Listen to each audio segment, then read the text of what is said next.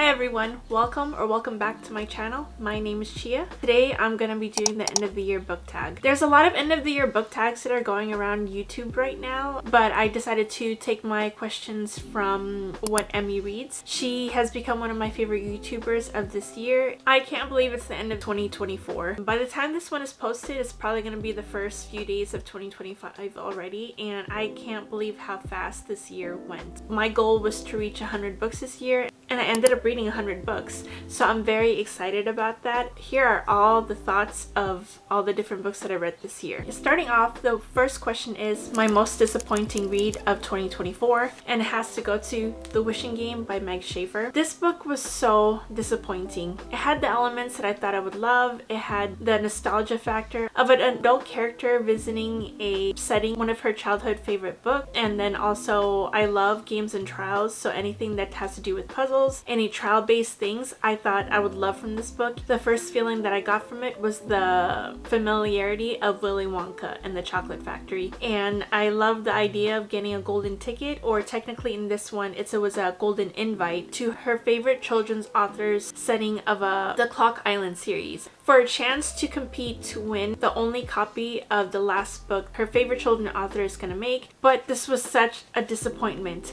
The characters were so irredeemable in my eyes.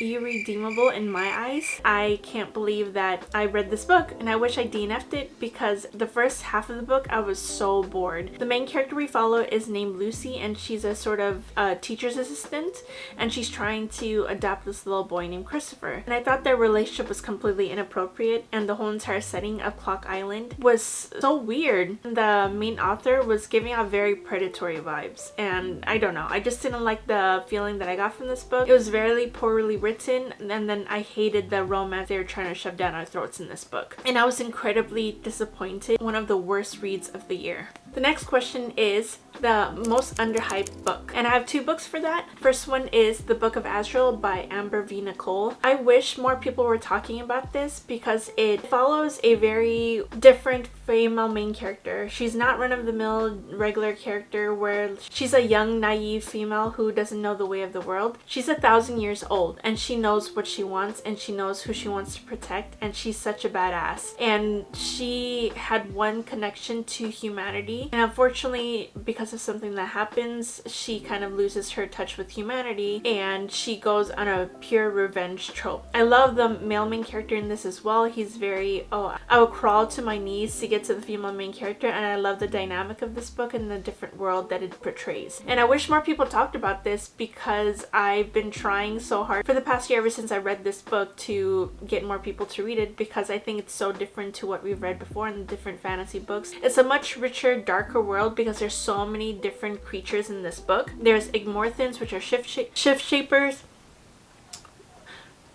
Shift shapers? Is that the word? Shift changers. Oh my god. Shape shifter. Our female main character is a shapeshifter, and she's also very morally gray, incredibly morally gray, and I'm so excited to continue with the series. I think this book deserves more hype. It's a 7-book series, and 3 books are out right now, and the 4th book is supposed to come out in August of 2025. The next book that I think is underhyped is City of Gods and Monsters by Kayla Edwards. This book follows a girl who is a human, and she runs into a character who's sort of a bounty hunter. His name is Darian Castle. Darian Castle is quickly moving his way up one of my top favorite book boyfriends. He is so protective of Lauren, and he's a sort of magical bounty hunter where he uses auras to be able to search for people for bounty hunters. And they meet because she has a bounty on her head, and they don't know why, since she's a human and she's not a magical creature. And during a night out, her best friend ends up getting kidnapped in her place, and they put a ransom on her friend, saying in order for her to get her back, they have to trade Lauren for her friends. But of course Darian Castle doesn't want any of this, and they start to slowly fall in love. And this book is such a slow burn. They slowly become friends, and they're constantly flirting with each other, and Darian Castle has such a mouth, and the world is very comparable to Crescent City. It's very urban fantasy, but I think this is done a lot better. I loved how it's a lot more grittier, darker world. If you watch shows like Angel, it's very comparable to that world. world, and I love the different take of this urban fantasy. So I highly recommend, and I want more people to talk about this book. It currently has 3 books out. It's going to be 5-book series or 6-book series. Kayla Edwards hasn't confirmed yet, and the 4th book is supposed to come out in May of 2025. So I highly recommend, and this is the perfect time to pick it up. The next question is an overhyped book. I know this is going to be controversial because I've spoken multiple times of how much I don't like this book, When the Moon Hatched by Sarah A. Parker. I was so disappointed by this book. I read this earlier this year, and I heard so many people talking about this and raving about this, so I came in with a lot of high expectations. I think the biggest detriment to this book is how long the book is. It's the introduction to a series, and it's almost 700 pages, and I don't think an introduction to a series has to be that long. And the female main character was incredibly insufferable. She had a way of taking a step forward with her character development. In the next chapter, she does something where she completely takes 2 steps back, and I loved the male main character. He's so devoted to her, and I love how he was, and he reminds me of Khal Drogo from Game of Thrones. He's one of those kind of characters, and that's why I'm so disappointed by this book. It was completely overhyped. I loved how the portrayal of dragons was in this book. I am still going to continue the series because I'm hoping the second one improves on my opinions about it, and I also hope that it does get a little bit smaller, or at least fills it up with things that are connected to the story, because I felt like there was a plot point in this book where it took about like 100-200 pages for the plot point that had no connection to the main plot whatsoever. I was loving the world so much, it's just that I couldn't stand how the plot was. It was a great foundation for a good story, but the execution was done so poorly, and I really hope it improves in the second book. The next question is, what was a surprising book? And that has to go to The Cruel Prince. This whole entire series completely took me by surprise. I was putting off reading it because I know how hyped this book was, and there was a lot of people who loved it, or even a lot of people who hated it because of their expectations coming into this book. When people come into this book, they think that it's a romantasy, but in all honesty, it's more of a fantasy with a lot of politics and a subplot of romance. This book follows a character named Jude who lives in the human world. She gets taken away to the fairy world when her parents unfortunately end up getting murdered, and she unfortunately gets bullied by a lot of the fairies in here because they hate humans. And one of those characters who does end up bullying her is Jude. So it's sort of like a bully romance, enemy to lovers, and it took me by surprise because I love the world so much. I thought I would hate the bully romance aspect because it's not my taste at all, but I ended up really liking how their relationship dynamic was. Don't get me wrong, there's a lot of betrayal in this book, a lot of betrayal from all these different people the main character thinks she can trust, but unfortunately ends up betraying her at the end. And there's a lot of back and forth between the main love interests, and there's so much things that happen between the two. Absolutely loved it. I think I liked the world a lot because of how much grittier it was, rather than like this fairy tale where it was clean and whimsical, but it's a lot darker, and it reminded me of sort of the Grimm's fairy tales kind of stories. I like that. So this took me completely by surprise because I had such low expectations going in. This trilogy ended up becoming one of my favorite of the year, and I think about this series constantly, so I know how much it affected me. Oh, ow. Next question is favorite book couples. Since I ended up finishing Throne of Glass this year, of course, one of my favorite couples is Rowan and Aelin. I love their character dynamics so much, and they were made perfectly for each other, and I liked how they were completely flawed and loved each other throughout everything. The next is Rune and Lydia. Rune and Lydia coming together, the 3rd book of Crescent City, was the main reason why that book got such a high rating for me. Otherwise, if they didn't catch my attention so much and I wasn't so invested into their love story, I probably would have given Crescent City a lower rating. The next question is favorite book characters.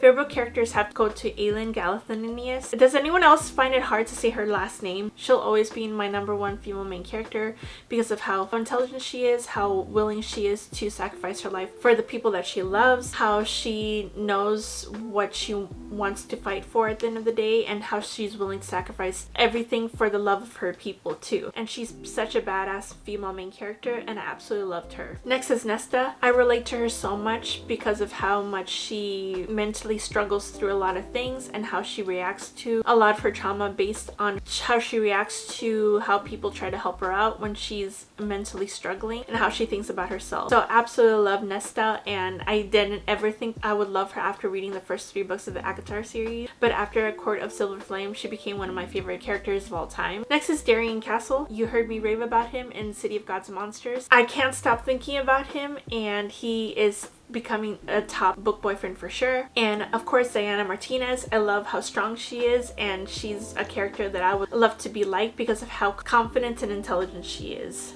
Favorite new author or authors of this year, of course, one of them has to go to Melissa K. Rourke. Absolutely fell in love with her books this year. I started off with Lady of Darkness, fell in love with that, and then absolutely devoured the Legacy series from the first page. I will not stop shouting from the rooftop that everyone needs to read Melissa K. Rourke's books. Next is Helen Scher. I finished the first 3 books of the Legends of Thesmar. Absolutely love her writing. She is the queen of banter. She knows how to write dialogue and banter between characters. She knows how to write amazing fan family while still maintaining the plot of the world. Kayla Edwards, of course, City of Gods and Monsters. She's become one of my favorites of this year. Her worlds are so well fleshed out. Despite how many pages her books are, she has a way of keeping your attention and making you want to come back for more with her books. Next is Abby Jimenez and Emily Henry. Became some of my top favorite contemporary romance writers of this year. They have a way of writing books and characters that make you not only root for them but also want them to grow and develop, and also puts plots into the world that not only revolve around the romance of the main characters but also about real world life topics that they struggle with as well. And of course, Rachel Gillig, who wrote the Shepherd King duology. I love how atmospheric her writing is, and she's become one of my auto-buy authors as well. An author that didn't work out for you. Now this might be a little bit of a cop-out because I've only read one of her books so far, and I'm still going to read her other books. It's just I'm not compelled to right now. It's Taylor Jenkins Reid. I know this is controversial because a lot of people like her writing. I have yet to move on to her other books. The only one that I read is Seven Husbands of Evelyn Hugo, and I did not enjoy that book whatsoever. The character was completely unenjoyable, but I did like her writing, so I am going to continue. She's the only author right now currently that I did not enjoy whatsoever, but I am willing to read other books, and maybe by next year it will change my mind. Saddest book I read this year was Magnolia Park's Into the Dark by Jessa Hastings. I fell in love with the Magnolia Parks universe this year. I've talked about this whole entire universe at length because of how much I love Jessa Hastings' writing and how she's able to write her characters from most hated characters to absolutely sick characters that you start rooting for and care for and loving. And Into the Dark was the darkest one because our characters had to go through life-altering experience that was so sad and completely heartbreaking, and the fact you walk through every single bit of emotions that these characters were feeling for this particular situation made this book one of the saddest of the year, and I care about these characters so much. Next question is books you can't stop thinking about. Of course, a whole series of Throne of Glass. I can't stop thinking about the characters, and I can't stop thinking about the world, and I just want to go back to reading about them so much, and I was stopping myself the whole entire time last year from rereading the whole entire series, so I am thinking of rereading it soon, so I'm really excited to reread the Throne of Glass series. Next book or series is the Last Hour series. How much angst Cassandra Clare put into this series, plus the love story, plus the world. I can't stop thinking about it too, and I can't wait to read more of her books. Next question is unpopular book that you ended up loving or that you like. I actually really liked A Court of Frost and Starlight. There's so many people who dislike this novella so much, but I actually really liked it. It's a great reprieve from all these things that characters had to go through the past 3 books. I mean, they had to go through a whole entire freaking war, and they also had to suffer through a lot of traumas that they went through from being in Amarantha's world and everything in between, and also trying to win a war that was guaranteed to lose a lot of their people. So to see them be happy and see them celebrate a little holiday between them and just have a good time despite the fact that there was no plot whatsoever. I love little novellas like that give our characters some sort of happiness. So I absolutely love this book and don't get why a lot of people hate it. And also I love little Christmas specials as well, so it got my heart. Next question is a book that you thought you would love but didn't, and that has to go to What the River Knows by Isabel Ibanez. Guys, I was so disappointed by this book. This book was written so poorly. It had all the elements that I thought I would love. It was set in Egypt. It was Fallen Girl who was sort of like Evie-esque from The Mummy, and I know it wasn't advertised as The Mummy. I love the setting of Egypt and I love following history of Egypt and unearthing different secrets like that, and I couldn't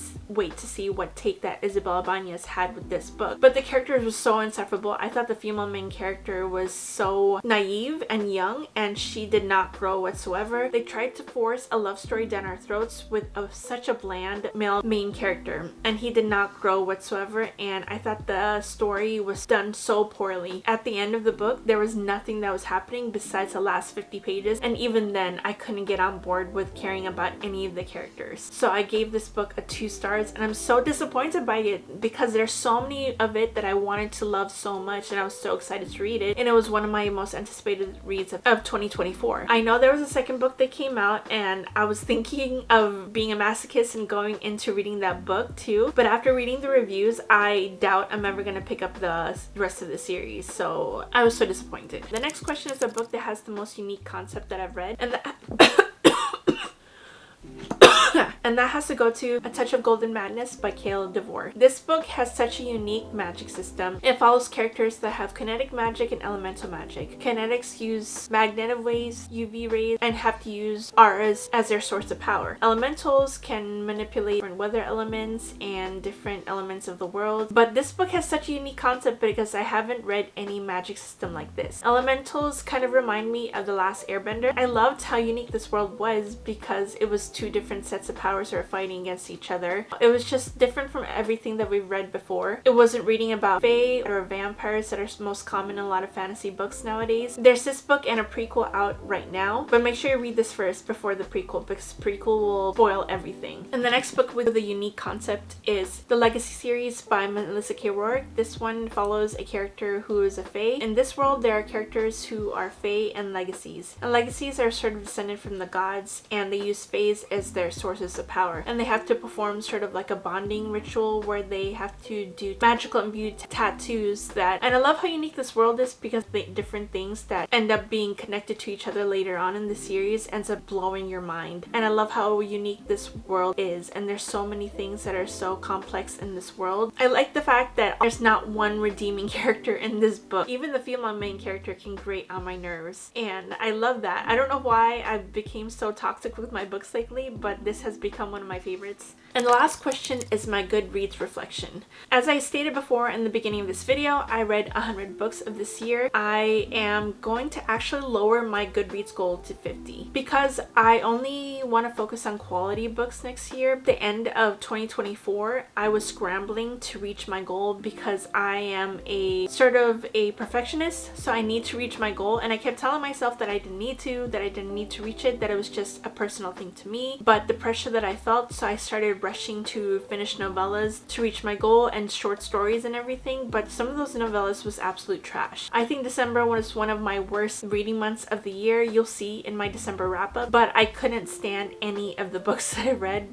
Maybe, well, a good handful of them, yes, but the majority of it, no. So I want to lower 50 books next year because I want to focus on more quality books, and also there are series that I do want to continue, that I want to keep going, especially, for example, a lot of the books from Robin Hobb. She has a long series that goes on, but a lot of them are long as well. Brandon Sanderson, I want to read his Mistborn trilogy first and then go on to the Stormlight Archive books. And I saw a table of the Stormlight Archive books in Barnes & Noble a few weeks ago, and those books are chunky. They're each over 1,000 pages long. I can't reach my goal if I'm reading 1,000-page books, but I want to focus more on those kind of books. I don't want to pressure myself just like I did at the end of December to push myself to read more books like that, where it takes away my enjoyment of it because I'm trying to reach a goal. So I've lowered it to 50, and I have a feeling that I'm gonna exceed that, but that's okay. But thank you for joining me along with this end of the year book tag. I like doing end of the year book tags and reflections because